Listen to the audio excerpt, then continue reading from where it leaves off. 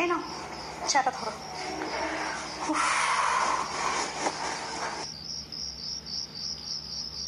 হ্যাঁ গো, প্রায় 1 মাসেরও বেশি হয়ে গেল, জামাই তো এখনো যাবার নাম করছে না।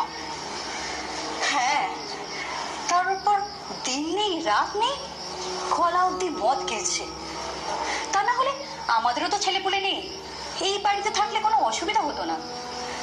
কিন্তু এই যে গ্রামের সকলের সামনে আমাদের মাথা পুরো হেট করে দিচ্ছে। হ্যাঁ, রাস্তাঘাটে মদ খেয়ে পড়ে থাকছে। শুধু মাতাল নাকি, চরিত্রেরও দোষ আছে। আর সেই জন্যই তো গ্রামের মেয়ে বউরা আর সেলাইয়ের কাজ করাতে আসে না এখানে। আর সেদিনকে ওই গ্রামের পুকুর পাড়ে আমাকে তো মেয়ে বউরা মুখের উপর বলেই দিল, সত্যি দিদি গুণধর জামাই আপনাদের। পাড়ার মেয়ে বউ দেখলে চোখ দিয়ে গিলে নেয়। কি করা যায় বলতো?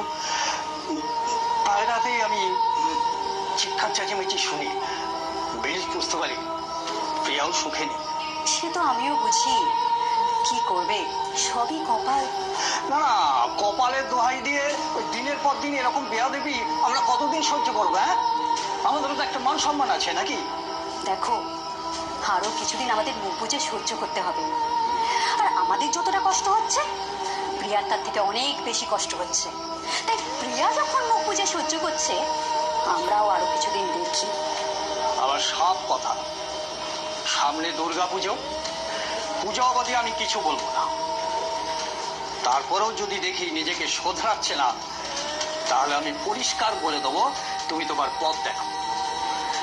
ভগবানের কৃপায় আমি যা রোজগার করি, আমি আমার মেয়ে নাতিকে বসিয়ে খাওয়াতে পারবো। ওই কথায় আছে না, দুষ্টু গরুর থেকে শূন্য গোয়াল অনেক ভালো।